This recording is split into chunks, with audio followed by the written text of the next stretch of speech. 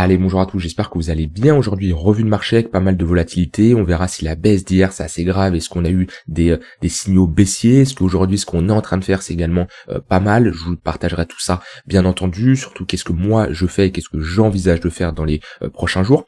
On parlera également d'Ether, les altcoins. J'ai noté 3 cryptos, j'ai noté GMX Virtual et Bitcoin Cash. Et on terminera ici par le marché US. Alors, avant que je commence, je tiens à vous rappeler la promo du moment, 200 € offerts sur le programme Devenir Trader. Ceux qui veulent avoir un programme complet et un accompagnement pour devenir autonome et rentable, je vous partage tout, que ce soit mes outils, mes indicateurs, les fichiers, les setups, des setups qui ont été backtestés. Je sais pas si j'ai un exemple sous la main. Ouais, j'ai le fichier Excel qui est ouvert. Voilà, un exemple de setup que je vous partage avec la performance sur plusieurs années, l'entièreté des trades que j'ai tout simplement backtesté avec des données. Voilà, vous avez ici des informations. Voilà, je te partage dans le programme, que ce soit ce fichier, mais également le setup, c'est-à-dire comment je rentre en position, quels risques je définis, où est-ce que je prends mes profits, où est-ce que je prends ma perte, etc. Voilà, je vous partage tout ça à l'intérieur. Le but c'est vous devenez clairement opérationnel à la fin du programme, et dans tous les cas vous avez un accompagnement avec moi, c'est-à-dire que si vous avez des questions, des lacunes, vous avez du mal, vous avancez à votre rythme,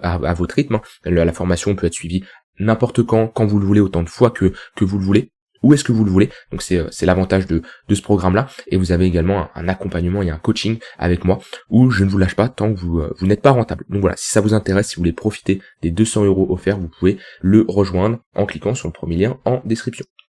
Alors, hier sur le BTC, ça s'est accéléré, après que j'ai tourné ma vidéo où je vous disais que je restais méfiant tant qu'on était sous ce niveau des 107 000 $, ça s'est accéléré après 18-19 heures jusqu'à 22 heures le soir, et on est revenu chercher ce niveau de support, les 101 500 $, qui sont des niveaux que j'ai tracés depuis des mois maintenant, et vous voyez la pertinence de ces niveaux. Alors souvent on va dénigrer l'analyse technique, oui, ça suffit pas, je dis pas que l'analyse technique en elle-même peut suffire, bien sûr il y a d'autres paramètres à prendre lorsqu'on rentre en position sur un trade, mais l'analyse technique permet d'avoir des entrées précises comme ça peut être le cas ici sur les 101 500 $, et comme je vous le disais, le fait d'avoir perdu ce niveau-là, c'était la prochaine target réaliste. On évolue par palier sur les marchés, c'est-à-dire que on va travailler certains niveaux et qu'on va les break, que ça soit à la hausse à ce niveau-là ou à la baisse à ce niveau-là, et c'est pour aller chercher d'autres niveaux. Et là, le fait d'avoir break ce niveau des 107 000 $, on a été chercher ici le niveau des 101 500 $, où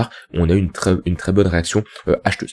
Donc ça change pas. Comme je vous l'avais dit, moi j'avais réduit mon exposition. On a certes une très bonne réaction acheteuse, mais voilà, je préfère, quitte à rentrer à nouveau, comme je le dis plus haut, attendre une réintégration de ce niveau-là, même si ici il pouvait y avoir des trades qui pouvaient se prendre, chose que je n'ai pas fait de mon côté. Alors, je vous partage toujours en toute transparence ce que je fais. C'est ce qui fait la différence entre un analyste, quelqu'un qui fait des analyses sur YouTube, et il y en a beaucoup, et un trader. C'est deux mondes qui sont différents. Alors la différence, c'est que un trader en général c'est un analyste, alors qu'un analyste c'est pas spécialement un trader. Et je le vois sur YouTube, il y a beaucoup d'analystes. Et tout le monde dit qu'ils sont traders, mais il y a beaucoup d'analystes. Par contre, il y a très peu de traders. La différence c'est quoi? Et la différence elle est très fine, mais elle est très rapidement, si vous avez de l'expérience, possible à percevoir quand vous regardez certaines de vidéos. C'est un analyste, c'est quelqu'un qui va commencer à faire une analyse simple. Ok, on a une pattern de retournement, on a break ce niveau-là, c'est plutôt baissier, et il va s'arrêter là.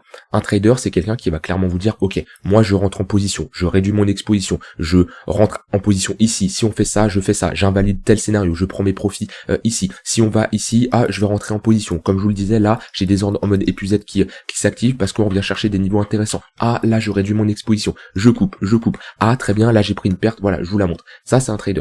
L'analyste, il va globalement dire, ok, le marché est baissier, le marché est haussier, chose que je peux faire également, parce que comme je l'ai dit, un trader c'est également un analyste. Mais un trader, la différence c'est que il va faire quelque chose que l'analyste ne fait pas, c'est il va prendre une décision, d'accord? Et trader, c'est prendre une décision. L'analyste ne prend pas une décision, lui, parce que s'il analyse juste, il n'a pas besoin de prendre une décision qui est de rentrer, de sortir en position, de gérer des tailles de position, etc., etc. Et comme je l'ai dit sur YouTube, je le vois, beaucoup d'analystes, très peu de traders. Pourtant c'est en tradant qu'on apprend plus. On peut apprendre en analysant, sauf que vous allez beaucoup plus apprendre en tradant, parce que j'ai envie de dire, on a les mains dans le cambouis, on est ici dans le concret. C'est comme ça en général qu'on apprend.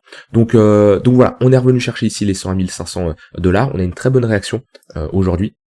Et c'est un niveau qui doit être maintenu, hein. C'est-à-dire que ce signal-là a déjà été un premier signal baissier, c'est un fait, comme je l'ai dit, c'est pour ça que j'ai réduit mon exposition. Ça aurait, et ça peut toujours être le cas, être un plus gros signal baissier. Si on inverse la grosse dynamique haussière qu'on a mis en place ici, avec cette épaule tête épaule, ouais, ça serait un signal bearish, et là, on aurait de grandes chances de revenir chercher les 91 500 $. Ce niveau ferait peut-être office de support de manière intermédiaire, mais pour moi, ça serait pour aller chercher beaucoup plus bas. Donc, j'ai envie de dire, c'est pas mal ce qu'on fait aujourd'hui. On va attendre la clôture daily, on va pas commencer à s'enflammer, et les clôtures sont très importantes sur les cryptos. On est venu racler ici tous les stops, d'accord? On le voit au niveau de cette bougie-là, qui est venue prendre tous les stop loss qu'il y a eu ici, et pour le moment, on a plutôt une bonne réaction.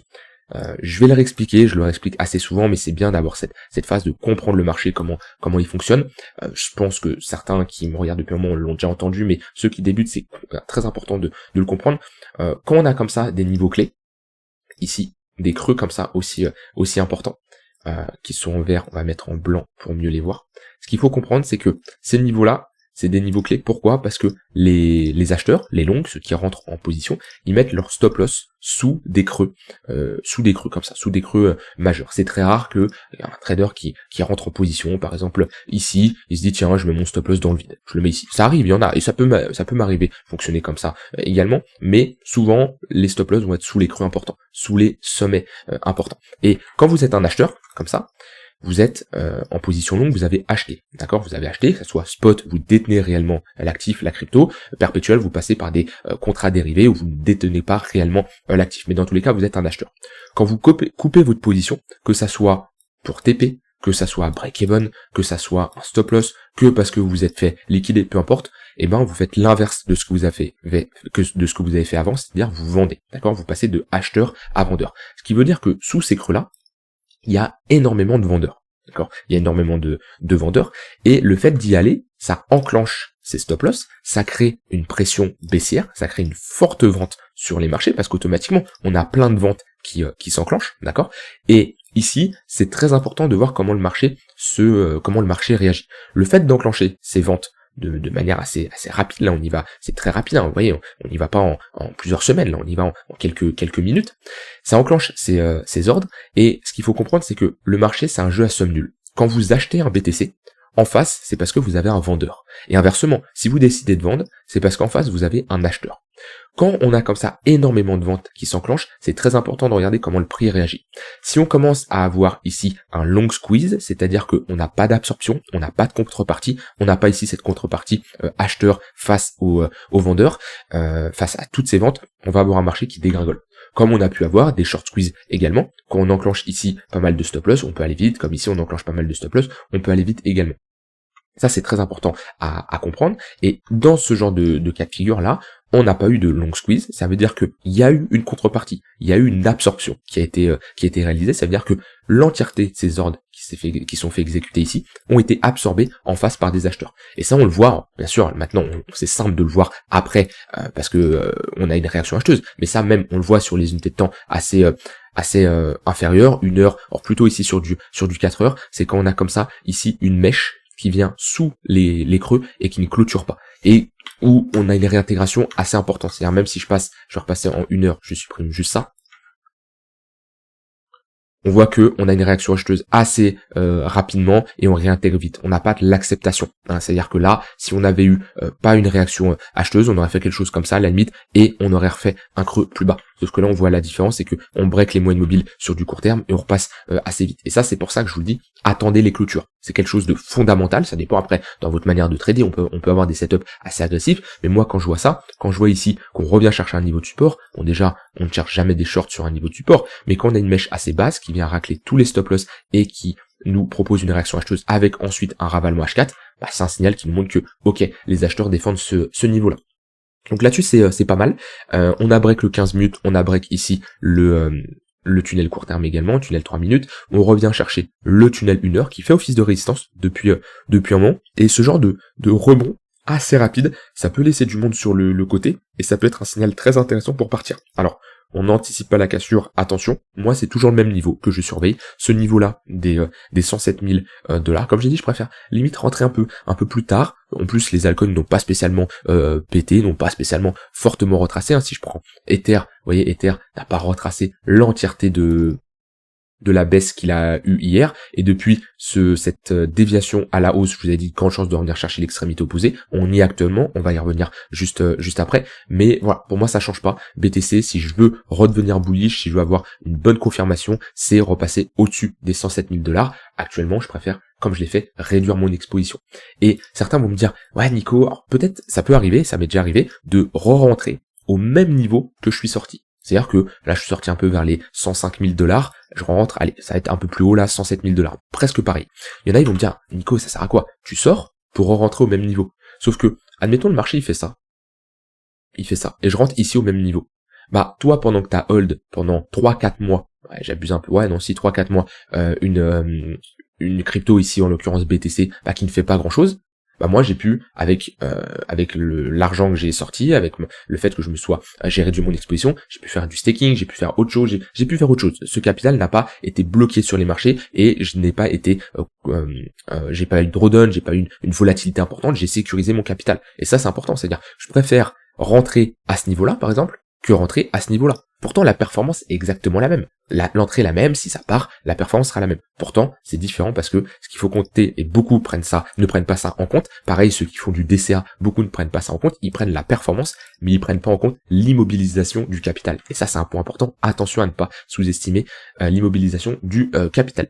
Donc voilà, BTC, le plan, selon moi, reste le même. On peut sûrement ici osciller entre deux bornes. Une reprise sous les 107 000 $, ça serait très bullish et on ferait de la continuation de tendance comme on l'a fait pendant toute cette phase-là et on repartirait ici sur un momentum plutôt intéressant. On perd ici les 101 500 $, on aura de grandes chances de revenir chercher à ce niveau-là 92 000 $ et là ça sera des niveaux intéressants pour mettre des ordres en mode épuisette. Donc voilà, en tout cas de mon côté sur le BTC. Au niveau d'Ether, toujours dans cette phase de latéralisation, très bon rebond au niveau de l'extrémité basse. Ah, je vous avais dit hier, si vous pouvez regarder, hein, tout est vérifiable, faut pas sur Ether repasser en clôture sous les 2400 $. On voit qu'on les a bien maintenus, d'accord. Je parle ici en daily, mais même en 4 heures, on n'a pas été en dessous parce que repasser sous les 2004, c'est pas très bon. En 4 heures, pas spécialement, mais en daily, ouais, on aurait une clôture quand même assez basse, puis c'est un chiffron psychologique. Là, on est revenu chercher un niveau intéressant. Voilà, volume profile, on revient sous la value à l'eau, on a une réintégration, en général, pareil, hein. Et réaction, réintégration, objectif, extrémité opposée, hein. Réaction, extrémité opposée, hein. Réaction, extrémité opposée, réaction, extrémité opposée. C'est comme ça qu'on trade un range. Il y en a qui vont se casser la tête à faire des dessins, à mettre 15 indicateurs sur leur chart. Quand on n'est pas en tendance comme ça, il n'y a pas besoin d'avoir 1000 indicateurs, hein. Des niveaux de support, des volumes profile comme ça pour avoir des niveaux un peu plus précis, d'accord, parce que on peut pas calculer, on peut pas anticiper visuellement où va être notre value à l'eau parce qu'on a besoin automatiquement des volumes. Donc voilà, ici bonne réaction acheteuse sur Ether, comme je vous l'ai dit, ça ne change pas. Ether a plus de chances de break ce range par le bas. Tout ce qui revient au niveau des 2400, 2450, bonne zone pour chercher des longues. Par contre, ouais, c'est un niveau qui doit tenir, sinon on aurait de grandes chances de revenir chercher ici 2200, voire 2000 $. Donc Ether qui réagit moins bien que le BTC, bon, il a été plus fort, il a été plus faible ces derniers temps. Quand je parle ces derniers temps, je parle pas sur les dernières années, parce que sinon BTC a été plus fort, on le voit à ce niveau-là. Par contre, sur du court terme, on a un bottom qui a été posé, et là on rentre pareil dans une phase de latéralisation. Il n'y a pas beaucoup d'altcoins hein, ici qui sont plus forts que BTC, à part Ether, Hype, AVE, voilà, ça reste un peu les mêmes. TRX ici qui se réveille un peu, mais qu'on regarde Avax, Dodge, ADA, SHIB, c'est moche, hein, BNB, voilà, c'est moche. Voilà, quand je dézoome comme ça, c'est pas terrible. Donc Ether reste résiliente pour le moment. C'est plutôt pas mal. Et on rentre ici dans une sorte de phase de compression sur la périodage BTC. Alors techniquement, on a plus de chances de break par le haut, hein, parce que ici on est précédé par une impulsion haussière. Donc ouais, pour moi on pourrait break par le haut. Maintenant idéalement, moi j'aimerais pas repartir rapidement. Je préférerais constituer un gros socle qui soit posé comme on a fait ici, pour ensuite entamer une bonne dynamique haussière. Au niveau ici des altcoins fortes, ce qui peut être intéressant comme ça quand on a eu des baisses assez importantes, c'est de voir quels sont les altcoins qui rebondissent bien. Et on a SUI qui rebondit bien, donc ça va être une crypto à surveiller également. Ça nous permet de voir là où est la demande, c'est-à-dire qu'on a eu une baisse assez importante. Maintenant, la question à se poser, c'est ok, quelles sont les cryptos qui ont très bien rebondi. SUI, c'est une crypto qui a bien rebondi. Maintenant, comme dit, moi je préfère avoir des confirmations également sur BTC avant de réaugmenter mon exposition sur les altcoins. Après voilà, sur les tops, là il n'y a pas spécialement une altcoin qui va sortir du lot et qui va prendre un plus 15-20%. On pourrait faire de la continuation de tendance. Même des altcoins qui ont été fortes à un moment commencent à perdre du momentum. Je pense à hyper liquide qui là, on voit que aller dans un range, d'accord. Alors ce range a plus de chances de break par le haut techniquement. Maintenant moi j'ai légèrement réduit mon exposition à ce niveau-là parce que voilà, j'avais une bonne exposition, j'ai toujours une bonne exposition sur hyper liquide, mais je préfère prendre des profits après ici un x3, mais on voit que il y a pas trop d'alcool qui ont un fort momentum actuellement comme on a pu le connaître quand on était à ce niveau-là. Où hyper liquide, il y avait une forte décorrélation, AVE c'est pareil. Voilà, quand on était à ce niveau-là, forte décorrélation face aux altcoins et au BTC, là on est plutôt dans des phases de latéralisation. C'est pour ça que je préfère pas me précipiter, attendre que BTC envoie un signal un peu plus clair pour avoir ici une confirmation plus pertinente. Alors, les altcoins, je vais demander d'analyser. J'ai GMX. GMX en weekly, ça donne, changer de chart. Ouais, ça donne que, très bien. Ok, heureusement j'avais le reste de la chart. Toujours intéressant de regarder si vous avez l'entièreté de la chart, parce que vous voyez, c'est pas du tout la même chose entre ça, où c'est vraiment pas terrible, et ça, où c'est pas terrible non plus, mais c'est un poil mieux. Pourquoi? Parce que ici je sais que je suis sur un niveau de support important, bah il y a une différence. Donc sur GMX, j'avais un peu tracé ce que je voulais voir globalement pour rentrer en position, parce que là on est clairement sur une trend qui est baissière, il y a rien d'autre à ajouter, les creux sont de plus en plus bas, les sommets sont de plus en plus bas, donc attention sur votre manière de vous positionner. Un signal qui pourrait être intéressant, c'est ici une pattern de retournement comme ça a été dessiné avec un break du tunnel daily, idéalement un pullback à l'intérieur, et là on pourrait être ici sur un bottom. De toute façon on arrive sur des plus bas, je pense pas qu'on est je vais regarder ici si sur GMX j'ai une charte encore plus ancienne, mais je pense pas. GMX All, ouais, on a un plus bas ici, c'était en 2022, ouais, ça 2022, ouais, c'est bien ça, c'est notre plus bas en juillet 2022, juin 2022. Donc non, ici globalement on peut si on a un bottom avoir ici une zone d'invalidation sous ce plus bas, parce que là on a fait un all-time low, on a été chercher le point le plus bas, et d'avoir ce genre de trade. Ça c'est tout à fait possible. Là on se dit ok, le bottom est posé, je joue une extrémité basse, d'accord, pour reviser un rebond et aller chercher notre zone de résistance, aller là. Alors, ça peut être une target avec bien sûr des objectifs et des prises de profit partielles pendant la montée. C'est-à-dire que c'est bien d'avoir un plan, je suis le premier à vous le dire, ayez un plan. Un mauvais plan est mieux que quelqu'un qui n'a pas de plan du tout, sachez-le. Maintenant, faut pas non plus être borné. C'est-à-dire que si le prix de GMX fait ça, et là vous avez le signal baissier, le marché économique, là l'économie ça va pas, le marché crypto ça va pas, le marché US ça va pas, BTC se retourne, et vous êtes ici. Prenez vos profits. Commencez pas à vous dire ah non, j'ai un TP absolument ici, je mets des œillères et j'ignore ce qui se passe. Non, faut pas être borné bien sûr à ce point-là. Mais voilà, moi c'est un plan qui est tout à fait réalisable sur GMX. Alors quand je dis qui est réalisable, c'est si on valide cette pattern de retournement. Tant qu'on n'a pas validé cette pattern de retournement, commencez pas à vous dire ah Nico il a dit que on allait revenir chercher les $60, je rentre maintenant, comme ça au final j'ai un risk reward plus intéressant et j'ai une entrée plus basse. Non, attendez d'avoir des signaux acheteurs, attendez d'avoir des confirmations de reprise avant de se précipiter. Mais ouais, pour le moment sinon, à part ça on reste baissier, et là on reste dans un range sur du court terme. On le voit bien, phase de latéralisation, donc ça serait bien de break, aller le niveau des $18, ça serait un signal plutôt positif.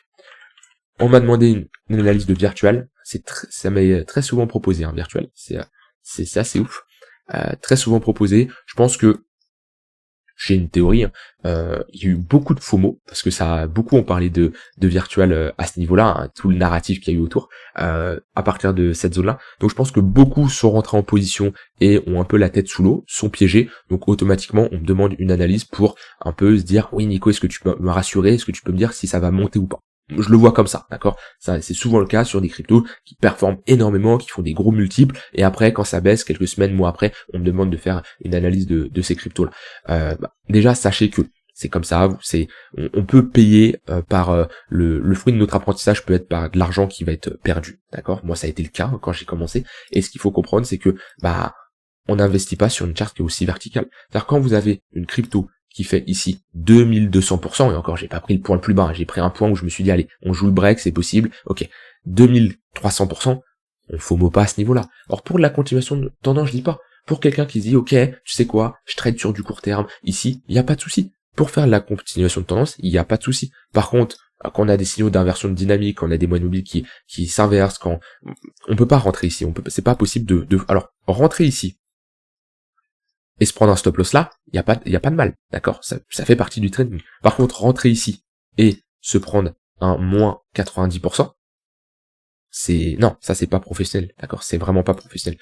Donc maintenant, où est-ce qu'on se situe? Est-ce qu'on va monter? Est-ce que moi mon but c'est pas d'anticiper ce que va faire le marché, comme d'habitude c'est de trouver des zones intéressantes pour rentrer en position. Maintenant là on n'est pas sur une bonne zone pour chercher spécialement des longues sur du long terme, parce qu'on commence à revenir chercher des niveaux où j'estime que dans cette zone là il y a pas mal d'acheteurs qui ont été bloqués, qui ont la tête sous l'eau, donc ça leur donne une possibilité de sortir. Comme je vous l'ai dit tout à l'heure, un acheteur c'est un vendeur, donc s'il était acheteur ici, il est vendeur là, et automatiquement ça peut bloquer le prix. On voit qu'on revient chercher ce niveau de résistance. Si je commence à mettre ici un Fibo, on est au niveau des 0,382, voilà, on est quand même sur des niveaux de résistance. Donc si moi je devais chercher des achats, globalement je préférerais attendre un retracement, revenir chercher cette zone là, c'est une bonne zone, potentiellement pour chercher des longues, pour viser ici une plus grosse structure, donc ça serait bien d'avoir ici une pattern de retournement. Voilà, déjà ça c'est une première chose. Sinon là sur du court terme, on est bloqué dans un range. Bon, l'avantage c'est que on est dans un range précédé par une dynamique haussière, donc plus de chances de casser par le haut. Maintenant, voilà, attention à ne pas s'exciter, à rentrer n'importe comment. Il y a une différence entre l'investissement et le trading, deux choses qui sont complètement différentes, parce que la plupart des gens rentrent sur ce genre de crypto et ensuite hold jusqu'à la mort, j'ai envie de dire, quitte à se prendre un moins 99%. Et le pire, c'est les gens qui vont faire du DCA sur, j'espère, une crypto qui va faire à nouveau une bonne performance, mais beaucoup de cryptos qui pump comme ça et qui dump aussi rapidement. Ensuite, sur du long terme, c'est des creux et des sommets de plus en plus bas, comme ça, jusqu'à temps qu'on en parle plus. Ouais, beaucoup de cryptos comme ça, parce que il y a des déblocages de jetons, parce que voilà, il y en a beaucoup. Des cryptos qui vont faire moins 99,6%. Là, certains vont dire waouh, mais ça c'est un moins 85%, suivi d'un moins 90%, suivi ici d'un moins 90%, suivi ici, hop, d'un moins 60%, suivi ici d'un moins 60%, etc., etc. Ah, ça c'est, là, vous mettez 1000, à ce niveau-là, là, vous mettez 1000, 10 000, peu importe, ici vous avez 1. Je sais même pas si vous avez 1, là c'est mort, vous voyez, donc attention sur comment vous rentrez sur des projets. Si vous faites du DCA là-dessus, vous cramez votre capital. Donc attention sur les cryptos que vous positionnez. Je dis pas que ça va être le cas sur virtuel, je dis juste, vaut mieux être méfiant. Bitcoin Cash pour terminer. Je sais plus si c'était un scénario ou un setup, c'est possible, ça me parle. De mémoire c'était, ouais, je me rappelle. Est-ce que, j'aime pas quand il y a trop de bazar sur ma charte. Bon, on va laisser ça. De mémoire, c'était suite à ce ravalement haussier sur ce niveau de support. On était sur un bad range ici, on a vu un ravalement haussier, et je vous avais expliqué que on a ici la réintégration d'une value à l'eau, c'est un bon signal en général pour rentrer en position et pour viser ici l'extrémité opposée. Donc je vais supprimer ça, même si on pourrait dire que le trade est toujours en cours, trade que je n'ai pas spécialement pris. Il y a des trades que je prends, il y a des trades que je vous montre. Pourquoi je l'ai pas pris? Ça peut être parce que je n'étais pas devant les écrans au moment de la clôture, ça peut être parce que il y a plein de trucs comme ça. Je parle de manière générale, pas spécialement sur Bitcoin Cash, des fois parce que c'est des idées de setup, mais des setups que je ne prends pas moi spécialement de mon côté. Voilà, il y a plein de cas de manière générale. Vous voyez, je pourrais vous le dire en temps réel, comme je dis, je suis transparent avec vous, je pourrais vous dire ah oui, j'ai pris le trade sur Bitcoin Cash, super, vous voyez, GTP ici, c'est parfait, c'est le monde des business. Non, moi, comme je dis, je suis transparent avec vous, j'ai rien à cacher. Si ça vous plaît, tant mieux. Si ça vous plaît pas, tant pis. Je partage toujours ce que j'ai envie de partager. Pour moi, c'est la meilleure des choses comme ça, plutôt que peut-être certains qui vont être hypocrites un peu sur YouTube et qui ne vont pas montrer la réalité des choses. Où on se situe sur Bitcoin Cash, une zone un peu compliquée ici pour rentrer en position. Pourquoi? Parce qu'on est sur un poke, sur un milieu de range. On voit qu'on rejette sur un milieu de range. En général, les ranges, c'est toujours les extrémités qu'on cherche pour se positionner. Tant qu'on maintient le niveau des 290, 270 $, c'est plutôt pas mal. Si par contre on perd ce niveau-là, on aurait l'inversion ici d'une tendance long terme assez importante. On fait des creux des sommets de plus en plus haut où on ne réintègre pas les précédents sommets. Donc c'est vrai qu'on aura un signal plutôt baissier où là on pourrait revisiter globalement les 150 $ et rentrer ici dans un plus gros range. En tout cas ça serait possible. Maintenant, tant qu'on ne valide pas la sortie de ce range là, le plus probable actuellement c'est de break par le haut et de revisiter l'extrémité haute et de break par le haut. Maintenant, on est quand même ici sur une crypto qui a bien retracé. Si je prends comparé à d'autres cryptos qui n'ont pas autant retracé, on est revenu chercher les 0,382. Ça c'est quelque chose, je vous ai longtemps dit, attention, toutes les cryptos ne refont pas de nouvelles ATH. Si je prends Bitcoin Cash depuis sa création, hop, retracement, 0,382, quelques points près, ça dépend je pense des exchanges, mais on touche les 0,382, on rejette, hop, ici, retracement, 0,382, on rejette. Je dis pas qu'on va faire ça encore 15 000 fois. Je dis juste que voilà, il y a des cryptos qui sont voués à ne plus jamais faire de nouvelles ATH. Bitcoin Cash, pour moi, c'est très peu probable, voire impossible, qu'on revoie un Bitcoin Cash à 4300 $. Et il y en a pas mal des cryptos comme ça. LTC, voilà, alors, quand je fais ça, je me mouille et en général on me tape dessus. Dans les commentaires, c'est un massacre parce que la personne qui a cette crypto, qui hold depuis un moment, ça c'est toujours dur de l'entendre. Comme je dis, c'est mon avis, mais vous voyez, du LTC, encore, LTC, à la limite. Par exemple, des cryptos comme ça, là, je suis désolé si vous l'avez dans votre portefeuille, j'aime bien taper sur les fans de EOS, c'est moche. Et le pire, c'est, je vais pas revenir dessus, mais le nombre de fois où je me suis fait insulter parce que je vous disais que on break ici un niveau aussi important que le crack Covid de 2020, c'est comme si que sur BTC on repassait sous les 3000 $, c'est moche, c'est une charte, c'est moche. IOTA, beaucoup des anciennes cryptos, pas que, mais vous voyez ça, c'est des cryptos qui referont jamais d'ATH et qui feront se mettre de plus en plus bas. Donc attention aux holders de ce genre de crypto. Alors pareil, je peux me tromper, pourquoi? Parce qu'en toute transparence comme d'hab, je disais la même sur XRP. Ouais, je vous disais sur XRP, quand on était là, je vous disais, c'est un peu pareil que Bitcoin Cash, que l'LTC, crypto mort. Bon, au final, il y a eu des annonces plutôt positives et on a pump. Partez pas du principe que toutes les cryptos anciennes vont faire ça, d'accord? Ça, sachez-le. Voilà, j'ai dit ce que j'avais envie de dire là-dessus, rien d'autre à ajouter. N'hésitez pas, si vous voulez vous former, à avoir vraiment un vrai accompagnement, un vrai programme qui va vous permettre d'avancer et de vraiment trader comme vous le voulez, comme vous l'attendez selon moi, dans une formation, un programme de trading. Vous avez tout ça à l'intérieur là-dedans. Je reste disponible si vous avez des questions, et si vous voulez direct le rejoindre, c'est en cliquant sur le premier lien en description. Je vous laisse avec ça, je vous souhaite une très bonne soirée, et je vous dis à demain pour une prochaine vidéo. Bye bye.